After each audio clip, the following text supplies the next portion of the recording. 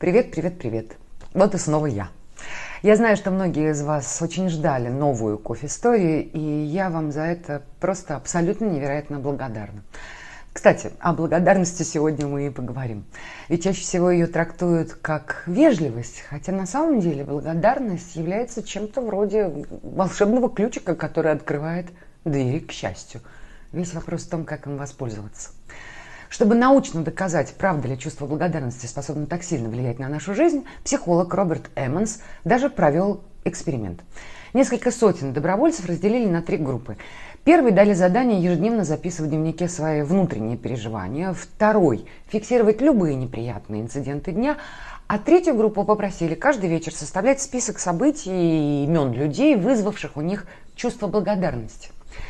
Через 10 недель выяснилось, что жизнь участников 2 групп первых не претерпела никаких существенных изменений, а вот люди из 3-й группы, все без исключения, чаще смеялись, говорили, что занимаются даже повседневными бытовыми делами с удовольствием, не тревожились о будущем, гораздо меньше волновались о своем здоровье, и, что уж совсем удивительно, всего-то за 2,5 месяца эксперимента у многих в гору пошел бизнес. Чудеса, да и только. Однако научно подтвержденный факт. В чем секрет? По мнению авторов эксперимента, в том, что участники 3-й группы были вынуждены сфокусироваться на том хорошем, что ежедневно происходит и с каждым из нас, но остается незамеченным. Маленькие и большие радости так повлияли на их настроение и поведение, что расположили к ним и окружающих. Кстати, тогда же была отмечена еще одна важная деталь. Списки благодарности в 3-й группе с каждым днем становились все больше и больше. Это позволило психологам сформулировать еще одну закономерность. Оказывается, чем чаще мы пытаемся отыскать причины для благодарности, тем легче и больше их находим. И становимся счастливее. Казалось бы, все так просто. Так что же мешает нам жить в постоянной радости, испытывая благодарность? Конечно же, уверенность в том, что мы заслуживаем еще большего. Человеку присуще сравнивать. Именно это полезное в целом качество не дает нам ценить то, что у нас уже есть. К имеющемуся мы относимся как к должному. То, что буквально вчера было праздником, сегодня уже скучные серые будни. Спасибо? За что? Как часто вы благодарите своего мужа или жену за помощь? Или внутри себя уверены, что они должны? Психологи констатируют, что именно слово «спасибо» чрезвычайно быстро исчезает из семейного обихода и служит причиной кризисов. Но слово-то и впрямь волшебное, как и учили нас в детстве, потому что работает и в обратную сторону.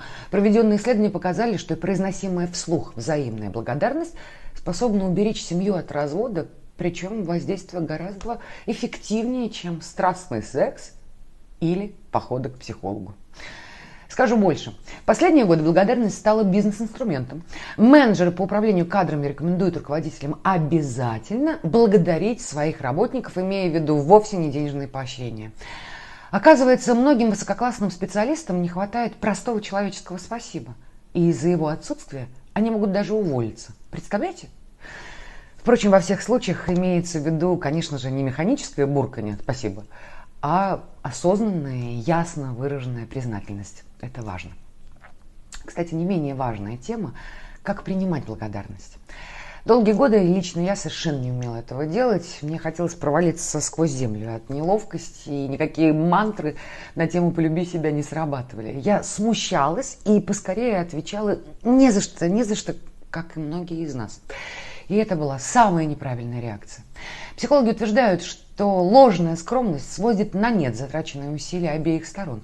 Отвечая «не за что», мы обесцениваем и себя, и того, кто благодарит.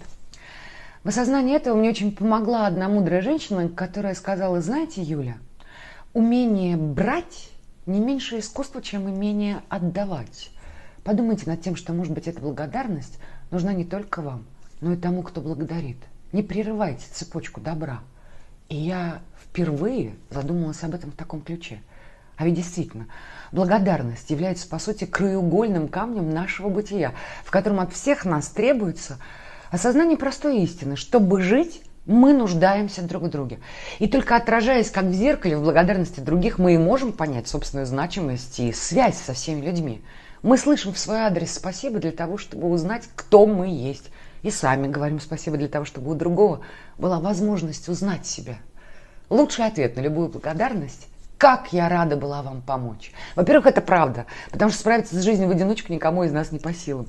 А во-вторых, именно так мы и становимся звеном в цепочке. Вот почему, кстати, никогда не стоит ждать обязательной помощи и благодарности в ответ. Система работает гораздо шире. Мы наверняка получаем свою помощь в трудных обстоятельствах, но, возможно, совсем от другого человека.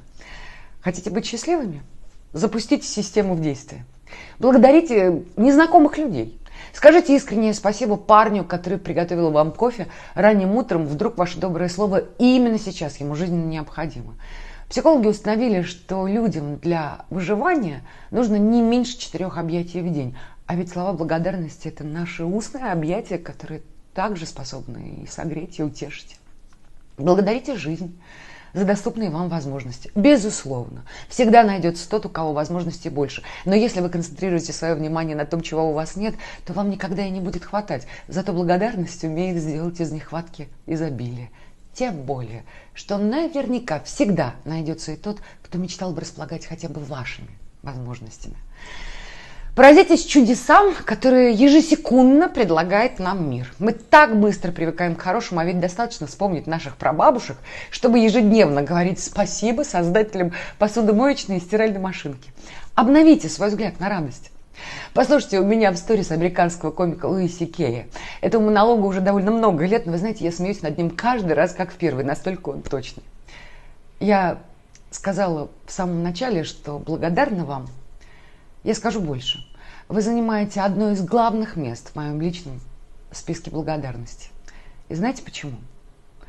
Я чувствую себя нужной. И я счастлива.